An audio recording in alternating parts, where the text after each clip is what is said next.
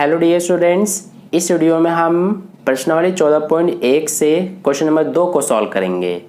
तो देखिए question number 2 में हमसे क्या कहा गया है, निम्नलिखित व्यंजकों के गुणनखंड कीजिए। तो इस क्वेश्चन में हमें टोटल 10 पार्ट्स दिए गए हैं। तो चलिए बारी बारी से सभी पार्ट्स को सॉल्व करते हैं। तो देखिए फर्स्ट पार्ट में हमें ये क्वेश्चन दिया गया है 7x माइनस में 42। तो हमें इसका क्या करना है कि गुणनखंड ज्ञात करना है। तो देखिए गुणनखंड कैसे ज्ञात करेंगे, इसमें आप क्या देख रहे हैं कि जो हमारा ये व्यंजक है इसमें दो पद हैं, एक तो ये 7x और दूसरा ये माइनस का 42। ठीक है, क्योंकि जो निशान होता है प्लस या माइनस का वो अलग अलग पदों में बांट देता है। तो एक ये पद हो गया 7x और दूसरा ये माइनस का 42। तो सबसे पहले हमें इसका गुणनखंड ज्ञात करना है। तो इसके लिए जो ये पहला पद है 7x, इसको अभाज्य गुणनखंड के रूप में लिखेंगे। तो 7x को हम कैसे लिख सकते हैं, इसको हम 7 गुना में x लिख सकते हैं, क्योंकि 7 और x का गुणा करेंगे तो 7x ही आ जाएगा। इसी तरह से ये दूसरा पद है माइनस में 42, तो इसको भी हम अभाज्य गुणनखंड के रूप में लिखेंगे। तो देखिए इसका अभाज्य गुणनखंड ज्ञात करने के लिए हम ये वाला जो मेथड होता है इस तरह से करेंगे। ठीक है, जैसे हम एलसीएम करते हैं। तो ये सबसे पहले 2 के पारे से जाएगा 21 बार में, फिर 3 के पारे से जाएगा 7 बार में, फिर 7 के पारे से 1 बार में। तो ये क्या है, इसके अभाज्य गुणनखंड है। तो सबसे पहले माइनस है तो माइनस लगाएंगे, फिर क्या है 2 गुणा में, फिर 3 है गुणा में 7। तो सबसे पहला काम आपको यही करना है कि जो आपको ये व्यंजक दिए गए हैं ये सारे पार्ट्स में, उनमें जो अलग अलग पद हैं उनके आप सबसे पहले इस तरह से अभाज्य गुणनखंड के रूप में लिखेंगे। ठीक है, अब हम क्या करेंगे अगले स्टेप में कि जो हमारा ये पहला पद का ये गुणनखंड है और दूसरा पद का ये गुणनखंड है, इन दोनों में हम देखेंगे कि क्या एक जैसा हमें दिखाई दे रहा है। तो देखिए इसमें 7 है इस वाले में, और इस वाले में भी देखिए 7 है, ये रहा, इसमें भी 7 है, इसमें भी 7 है। तो इसीलिए जो दोनों में हो उसको हम एक बार इस तरह से लिख देते हैं। ठीक है, इसके अलावा देखेंगे हम कि क्या कुछ और दोनों में एक जैसा है। तो देखिए इसमें x है लेकिन इसमें तो x है ही नहीं, और इसमें 2 है लेकिन इसमें 2 नहीं है, इसमें 3 है लेकिन इसमें नहीं है। तो 7 के अलावा कुछ और दोनों में एक जैसा नहीं है। तो इसीलिए जो दोनों में एक जैसा नहीं है उनको हम ब्रैकेट के अंदर लिख देते हैं, और जो दोनों में एक जैसा होता है उसको हम ब्रैकेट के बाहर एक बार लिखते हैं। ठीक है, तो आई होप आपको इतना समझ में आ गया। अब देखिए ब्रैकेट के अंदर क्या लिखेंगे, ये जो x है ये दोनों में नहीं है तो इसीलिए x को ब्रैकेट के अंदर लिखेंगे। फिर ये माइनस है तो माइनस उतारेंगे, और ये 2 जो है ये भी दोनों में नहीं है, 3 भी दोनों में नहीं है, तो इन दोनों को भी ब्रैकेट के अंदर लिखेंगे। दोनों का गुणा कर देंगे 2 तिया 6। तो ये हो गया हमारा आंसर, यानी कि ये जो है यही हमारा गुणनखंड है इस व्यंजक का। तो आई होप आपको समझ में आ गया है। अगर नहीं आया तो कोई बात नहीं, इसमें 10 पार्ट्स हैं, उनको करते करते आपको अच्छे से समझ में आ जाएगा। तो देखिए अब ये सेकंड पार्ट को करते हैं। इसमें भी हमें 2 पद दिया है, एक ये 6p और दूसरा ये माइनस का 12q। तो इनको सबसे पहले क्या करते हैं, हम पहला काम हमारा क्या होता है कि इनको अभाज्य गुणनखंड के रूप में लिखते हैं। तो इसमें देखिए 6p में सबसे पहले संख्या है 6, तो 6 को हम अभाज्य गुणनखंड के रूप में कैसे लिख सकते हैं, इसको हम 2 गुणा में 3 लिख सकते हैं। अगर आपको ऐसे समझ में नहीं आ रहा है डायरेक्ट तो आप इस तरह से भी करके देख सकते हैं। 6 के इस तरह से हम करेंगे तो सबसे पहले 2 के पारे से 3 बार में, फिर 3 के पारे से 1 बार में जाएगा, तो 2 और 3 आ गया तो हमने यहाँ पर लिखा है। फिर p है तो यहाँ पर गुणा में p लिख देंगे। इसी तरह से ये माइनस है तो माइनस लगाएंगे, और इसमें देखिए 12q में सबसे पहले संख्या 12 है तो इसको भी हम अभाज्य गुणनखंड के रूप में लिखेंगे। तो इसके अभाज्य गुणनखंड क्या होंगे, 2 गुना 2 गुना 3, 2 दूना 4, 4 तिया 12 हो गया। फिर q है तो यहाँ पर गुणा में q आ जाएगा। ठीक है, अब देखिए इस वाले पद का ये है गुणनखंड और इस वाले पद का ये है गुणनखंड। तो हम क्या करते हैं अब कि दोनों में देखते हैं कि क्या एक जैसा है। और हाँ, ये जो मैं लाइन खींच के आपको बता रहा हूँ, ये लाइन आपको नहीं खींचनी, मैं जस्ट आपको समझाने के लिए ये लाइन खींच रहा हूँ, ये जो आप देख रहे हैं। ठीक है, तो देखिए दोनों में अब हम देखेंगे कि क्या एक जैसा है। तो सबसे पहले देखिए इसमें 2 है और इस वाले में भी 2 है, यानी कि 2 जो है वो दोनों में है, इसीलिए इसको हम एक बार लिखेंगे। ठीक है, इसके अलावा देखेंगे कि क्या कुछ और एक जैसा है। तो देखिए इसमें 3 है और इसमें भी 3 है, यानी कि 3 भी दोनों में है, तो इसको भी हम एक बार यहाँ लिखेंगे। और कुछ है क्या दोनों में एक जैसा? देखिए इसमें P है लेकिन इसमें तो है ही नहीं, इसमें 2 है एक और बार, लेकिन इसमें एक और बार 2 नहीं है, और इसमें Q है लेकिन इसमें नहीं है। तो बाकी जो दोनों में नहीं है उनको हम ब्रैकेट के अंदर लिख देंगे। तो इसमें देखिए P है, इसमें नहीं है, तो P को हम लिखेंगे ब्रैकेट के अंदर। फिर ये माइनस, इसमें 2 और Q है लेकिन इसमें नहीं है, तो इस 2Q को भी हम ब्रैकेट के अंदर लिखेंगे। ठीक है, अब इनका करेंगे, देखिए 2 गुणा 3 है तो इनका गुणा करके 2 तिया 6 हो जाएगा। फिर ये P माइनस में 2Q, तो यही हमारा आंसर है। ठीक है, आई होप आपको समझ में आ गया। तो ये हो गया हमारा सेकंड पार्ट। अब देखिए थर्ड पार्ट करते हैं। थर्ड पार्ट में हमें ये क्वेश्चन दिया गया है, तो इसमें भी ध्यान दीजिए 2 ही पद हैं, एक ये 7a², दूसरा ये 14a। तो क्या करते हैं हम, पहला काम क्या होता है कि इनको अभाज्य गुणनखंड के रूप में लिखते हैं। तो 7 तो पहले से ही अभाज्य है, यानी कि अभाज्य संख्या है, तो इसको हम गुणनखंड के रूप में नहीं लिख सकते, इसको सिर्फ 7 ही लिखेंगे। फिर a² है, तो a² को हम a गुना a लिख सकते हैं, क्योंकि a गुना a² होता है। प्लस में 14 है और फिर a है, तो 14 को हम अभाज्य गुणनखंड के रूप में 2 गुना 7 लिखेंगे, है ना। फिर a है तो गुणा में a आ गया। अब क्या करते हैं हम कि ये और ये दोनों में देखते हैं कि क्या एक जैसा है। तो देखिए इसमें 7 है, इसमें भी 7 है, यानी कि 7 दोनों में है, तो इसको एक बार लिखेंगे। फिर देखिए इसमें a है, इसमें भी a है, यानी a भी दोनों में है, तो इसको भी एक बार लिखेंगे। फिर इसमें a एक बार और है, लेकिन इसमें तो है ही नहीं, तो इसीलिए इसे हमें ब्रैकेट के अंदर लिखना पड़ेगा। फिर ये प्लस का निशान यहाँ आएगा। इसमें देखिए 2 है लेकिन इसमें नहीं है, तो इस 2 को भी हमें ब्रैकेट के अंदर लिखना पड़ेगा। ठीक है, अब हम इनका गुणा करेंगे, 7 गुना a, तो ये हो जाएगा 7a, और ये जो है इसको उतार देंगे a+2। तो ये हो गया आंसर थर्ड पार्ट का। अब देखिए फोर्थ पार्ट करते हैं। तो इसमें देखिए इसमें भी 2 ही पद हैं, 1 2। तो सबसे पहले क्या करेंगे हम, पहला पद हमारा माइनस का 16z है। तो इसमें देखिए जिसमें हमारा माइनस में 16z है, तो जब भी आपका किसी पद में माइनस हो तो सबसे पहले आप माइनस का 1 लिख दिया करें, ताकि आसान हो जाए हमारा इसका अभाज्य गुणनखंड लिखने में। ठीक है, तो हमने -1 लिख दिया। अब हम सबसे पहले 16 के अभाज्य गुणनखंड लिखेंगे। तो 16 के अभाज्य गुणनखंड हम सबसे पहले पता करेंगे।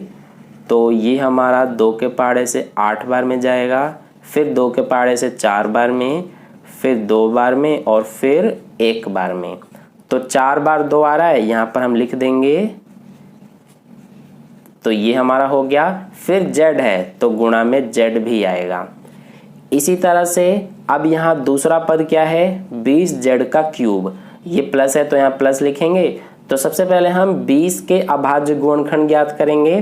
तो ये हम यहाँ पर कर लेते हैं 20 के अभाज्य गुणनखंड। तो ये 2 के पहाड़े से 10 बार में, फिर 2 के पहाड़े से 5 बार में, फिर 5 के पहाड़े से 1 बार में जाएगा। तो ये आ रहा है हमारा 2 गुणा 2 गुणा 5, और z का क्यूब है। इसका मतलब क्या है कि z हमारा 3 बार लिखा जाएगा। ठीक है, क्योंकि 3 बार z का गुणा करेंगे तभी z का क्यूब आएगा। तो अब देखिए पहले पद का ये है गुणनखंड और दूसरे पद का ये पूरा है गुणनखंड। तो अब इन दोनों में देखेंगे हम कि क्या एक जैसा है। तो देखिए इसमें 2 है, इसमें भी 2 है, तो 2 दोनों में है, इसीलिए इसको एक बार लिखेंगे। फिर देखिए एक बार और इसमें 2 है और इसमें भी है, तो एक बार और हम दोनों में 2 है, इसको भी एक बार लिखेंगे। इसके अलावा इसमें 2 एक बार और है, लेकिन इसमें तो अब है ही नहीं, तो इसीलिए इसको हमें ब्रैकेट के अंदर लिखना पड़ेगा। इसके अलावा देखिए इसमें z है, इसमें भी z है, यानी कि z भी दोनों में है, तो इसको भी हमें एक बार लिखना पड़ेगा। ठीक है, अब इसके बाद इसमें देखिए क्या क्या बच गया, ये दो बच गया और माइनस का 1 बच गया, तो इसमें तो और कहीं है ही नहीं 2। ठीक है, तो बाकी सबको अब हमें ब्रैकेट के अंदर लिखना पड़ेगा। तो ये 2 और ये 2 बचा हुआ है, 2 दूना 4 और माइनस का 1, तो ये हो जाएगा माइनस का 4, क्योंकि 2 दूना 4 का माइनस 1 में गुणा करेंगे तो -4 ही आएगा। फिर ये प्लस यहाँ आ गया और इसमें क्या बच गया, ये 5 बचा हुआ है और ये 2 बार z बचा हुआ है, तो 5 और z गुणा z स्क्वायर। तो अब देखिए इनका गुणा कर लेते हैं, 2 दूना 4 और गुणा z, तो ये हो जाएगा 4z। इनको एज इट इज उतार देंगे, -4 + 5z स्क्वायर। तो ये हो गया आंसर 4th पार्ट का। ठीक है, अब देखिए 5th पार्ट करते हैं। तो 5th पार्ट में हमें ये क्वेश्चन दिया है, इसमें भी 2 ही पद हैं, 1 2। तो सबसे पहले जो ये 20 है, इसमें इसको हम अभाज्य गुणनखंड के रूप में लिखेंगे। तो देखिए 20 के अभाज्य गुणनखंड हमने यहीं पर पता किया था, 2 गुणा 2 गुणा 5 है, तो इसीलिए इसमें भी हम यही लिखेंगे, 2 गुणा 2 गुणा 5। फिर l स्क्वायर है, तो l स्क्वायर को हम क्या लिख सकते हैं, l गुणा l। फिर m है तो गुणा में m आएगा, प्लस में यहाँ 30 ALM है, तो 30 के अभाज्य गुणनखंड हम सबसे पहले ज्ञात करेंगे। तो ये हमारा 2 के पहाड़े से 15 बार में, फिर 3 के पहाड़े से 5 बार में, फिर 5 के पहाड़े से 1 बार में जाएगा, तो ये आ जाएगा 2 गुणा 3 गुणा 5। फिर ALM है, तो यहाँ पर आएगा गुणा में A गुणा में L गुणा M। अब देखिए इस वाले गुणनखंड में, यानी कि इस पहले पद का ये गुणनखंड है और इसमें दोनों में क्या एक जैसा हमें दिखाई दे रहा है। तो इसमें देखिए 2 है, इसमें भी 2 है, यानी कि दोनों में ही 2 है, तो इसको एक बार लिखेंगे। फिर इसमें एक बार और 2 है, लेकिन इसमें तो है ही नहीं, तो इसीलिए ये अब हमारा ब्रैकेट के अंदर आएगा। इसके अलावा इसमें 5 है, इसमें भी 5 है, तो इसको भी हम एक बार लिखेंगे। और इसमें L है, इसमें भी L है, तो L को भी हम लिखेंगे एक बार। फिर देखिए इसमें M है, इसमें भी M है, तो इसको भी हम एक बार लिखेंगे। अब इसके अलावा कुछ भी दोनों में एक जैसा दिखाई नहीं दे रहा है। इसमें 2 है, लेकिन इसमें और 2 तो है ही नहीं। इसमें एक बार और L है, लेकिन इसमें एक बार और L नहीं है। और इसमें 3 है, लेकिन इसमें नहीं है, तो इसीलिए बाकी सब अब हमें ब्रैकेट के अंदर लिखना पड़ेगा। तो इसमें 2 और L बचा हुआ है, तो इसको लिख देंगे ब्रैकेट के अंदर। प्लस में इसमें 3 और A बचा हुआ है, तो इसको ब्रैकेट के अंदर लिखेंगे। अब इनका कर देंगे गुणा, 2 पंजे 10 और LM, तो ये हो जाएगा 10LM, और ये हमारा आ जाएगा 2L + 3A। तो ये हो गया 5th पार्ट का आंसर। ठीक है, अब देखिए 6th पार्ट में हमें ये क्वेश्चन दिया हुआ है, तो 6th पार्ट को करते हैं अब हम। इसमें सबसे पहले ये हमारा पहला पद है और ये दूसरा पद है। तो 5x² y है, तो 5 के अभाज्य गुणनखंड में सिर्फ हम 5 ही लिख सकते हैं। फिर x² है, तो ये हमारा आएगा x गुना x। फिर y है, तो यहाँ पर गुणा में y। माइनस में 15 को क्या लिख सकते हैं हम इसके अभाज्य गुणनखंड के रूप में, तो इसको हम 3 गुना 5 लिख सकते हैं। फिर x है, तो ये गुणा में x। फिर y² है, तो गुणा में y गुना y। अब इन दोनों में हम देखेंगे कि क्या एक जैसा हमें दिखाई दे रहा है। तो देखिए इसमें 5 है, इसमें भी 5 है, तो इसीलिए इसको एक बार लिखेंगे। इसमें x है, इसमें भी x है, इसको भी एक बार लिखेंगे। और इसमें y है, इसमें भी y है, तो इसको भी एक बार लिखेंगे। और कुछ भी दोनों में एक जैसा नहीं है, तो बाकी को ब्रैकेट में लिख देंगे। इसमें x बच गया, तो ये x आ जाएगा ब्रैकेट में, माइनस इसमें 3 और y बचा हुआ है, तो इसको भी ब्रैकेट में लिख देंगे। अब इनका गुणा कर देंगे, तो ये हो जाएगा 5xy, और ब्रैकेट में जो है वो एज इट इज लिखा रहने देंगे। तो ये हो गया आंसर 6th पार्ट का। अब चलिए 7th पार्ट करते हैं। तो देखिए डियर स्टूडेंट, 7th पार्ट हमारा ये है। इसमें ध्यान देना 3 पद हैं, 1 2 3, ठीक है। तो इसको जरा ध्यान से समझना। तो सबसे पहला पद 10a² है, तो इसमें सबसे पहले हम इस 10 का अभाज्य गुणनखंड लिखेंगे। तो ये हो जाएगा हमारा 2 गुना 5, 2 पंजे 10 हो गया। फिर a² है तो ये आ जाएगा a गुना a। माइनस में 15b² है तो 15 के अभाज्य गुणनखंड 3 गुना 5 होंगे। फिर b² है तो ये b गुना b। फिर 20c² है तो इसको हम 20 के अभाज्य गुणनखंड क्या होंगे, ये हमने यहाँ पर किया था। ये देखिए 2 2 और 5 है, तो इसीलिए इसमें भी हम यही लिखेंगे 2 गुना 2 गुना 5। फिर c² है तो ये c गुना c हो जाएगा। अब देखिए इसमें 3 पद हैं, तो पहले पद का ये गुणनखंड है, दूसरे पद का ये और तीसरे पद का ये। तो अब हमें इन तीनों पदों में देखना पड़ेगा, यानी कि इन तीनों में ही देखना पड़ेगा कि क्या एक जैसा दिखाई दे रहा है। तो देखिए तीनों में हमें ये 5, इसमें भी 5 और इसमें भी 5, यानी कि 5 हमें तीनों में दिखाई दे रहा है। तो 5 को एक बार लिख देंगे। इसके अलावा कुछ और तीनों में एक जैसा हमें दिखाई नहीं दे रहा है। इसमें 2 है लेकिन इसमें तो है ही नहीं, इसमें भी 2 है लेकिन इस बीच वाले में नहीं है, लेकिन तीनों में ही होना चाहिए, तो इसीलिए 2 को हम नहीं लिख सकते। तो 5 के अलावा कुछ और तीनों में एक जैसा नहीं है, इसीलिए बाकी को हम ब्रैकेट में लिख देंगे। तो ये 2a गुना a, तो ये हमारा 2a² बच गया। इसमें माइनस में इसमें क्या बचा, 3b गुना b यानी b²। प्लस में इसमें बचा है 2 गुना 2, 2 दूना 4 और ये c गुना c यानी कि 4c² बचा है। तो ये जो है यही हमारा आंसर है 7th पार्ट का। अब देखिए इस 8th वाले पार्ट को करते हैं। तो इसमें भी 3 पद हैं, 1 2 3। तो सबसे पहले -4a² है, तो इसको हम अभाज्य गुणनखंड के रूप में लिखेंगे। इसमें देखिए सबसे पहले माइनस है तो हम पहले ही माइनस का 1 लगा देंगे, यानी कि पहले ही -1 लिख देंगे। फिर गुना में अब 4 के अभाज्य गुणनखंड 2 गुना 2 लिख देंगे। फिर इसके बाद a² है तो यहाँ पर हमारा आ जाएगा गुना में a गुना a, ठीक है। ये कुछ भी नहीं है, ये कटा हुआ है। प्लस में क्या है 4ab, तो 4 का अभाज्य गुणनखंड 2 गुना 2 हो जाएगा। फिर ab है तो ये आ जाएगा a गुना b। फिर माइनस में 4ca है, तो सबसे पहले ये माइनस है तो ये माइनस लगा देंगे और फिर यहाँ पर 1 लिख देंगे। फिर 4 का हो जाएगा 2 गुना 2 और ये ca है तो यहाँ पर आ जाएगा c गुना a, ठीक है।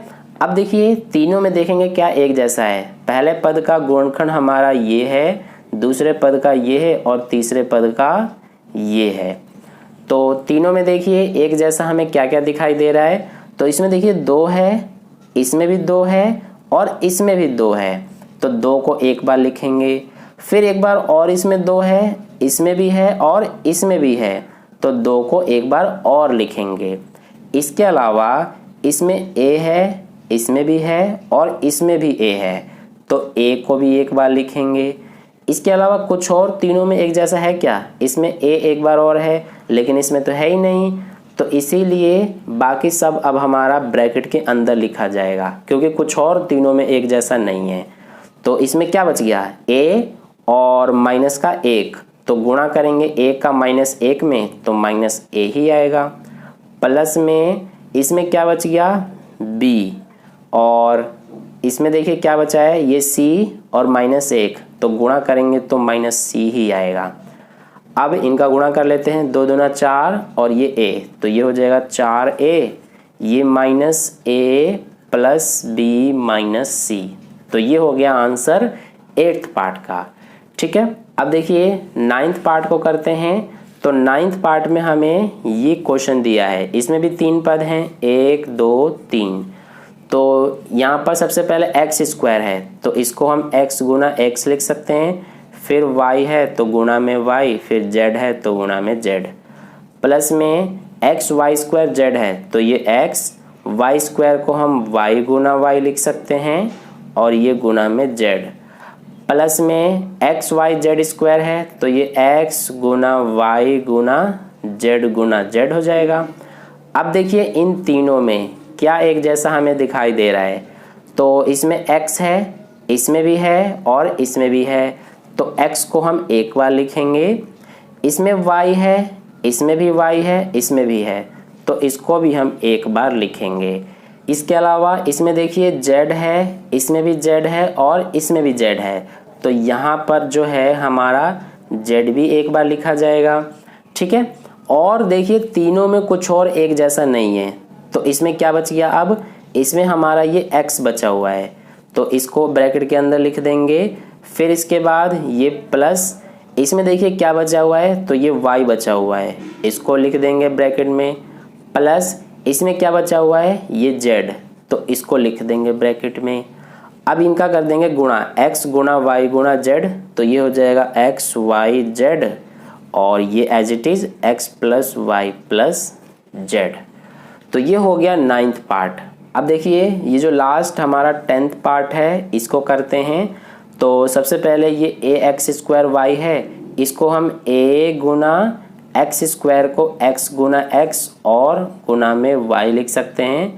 Plus b x y square है तो इसको हम b गुना x गुना y गुना y लिख सकते हैं। प्लस इसमें सी एक्स वाई जेड है तो ये c गुना x गुना y गुना z हो जाएगा। ठीक है, तो अब देखिए इन तीनों में क्या हमें एक जैसा दिखाई दे रहा है, तो इसमें हमारा सबसे पहले x देखिए, इसमें भी x है, इसमें भी x है, तो x हमारा एक बार आ जाएगा क्योंकि ये तीनों में है। इसमें देखिए y है, इसमें भी है और इसमें भी, तो y भी हमारा एक बार आ जाएगा। इसके अलावा कुछ और तीनों में एक जैसा नहीं है। ठीक है, इसमें a है लेकिन इसमें नहीं है, इसमें एक बार और x है लेकिन इसमें तो है ही नहीं, तो इसीलिए बाकी सब अब ब्रैकेट के अंदर आएगा। तो इसमें a और x बचा हुआ है तो इसको ब्रैकेट में लिखेंगे। इसमें b और y बचा हुआ है तो इसको ब्रैकेट में लिखेंगे, और इसमें c और z बचा हुआ है तो इसको ब्रैकेट में लिखेंगे। तो अब इनका गुणा कर देंगे, x गुना y, तो ये एक्स वाई हो जाएगा, ये एज इट इज उतार देंगे a x plus b y plus c z. तो ये हो गया आंसर हमारा 10th पार्ट का। तो इस तरह से जो हमारा क्वेश्चन नंबर 2 है उसके सारे 10 पार्ट्स कंप्लीट हो गए। आई होप आपको अच्छे से समझ में आ गए हैं। अगर फिर भी कहीं कोई डाउट है किसी भी पार्ट्स में तो आप मुझसे कमेंट करके पूछ सकते हैं, मैं आपको समझा दूंगा। तो अगर आपको वीडियो अच्छा लगा है तो वीडियो को लाइक कर देना, अपने दोस्तों के साथ भी शेयर कर देना, और अगर आप चैनल पर नए आए हुए हैं तो चैनल को सब्सक्राइब करके बगल में जो बेल आइकन आता है उस पर ऑल नोटिफिकेशन पे क्लिक कर लेना, ताकि नेक्स्ट वीडियो जैसे ही अपलोड की जाए उसका नोटिफिकेशन सबसे पहले आपको मिल जाए। मिलते हैं फिर नेक्स्ट वीडियो में। धन्यवाद।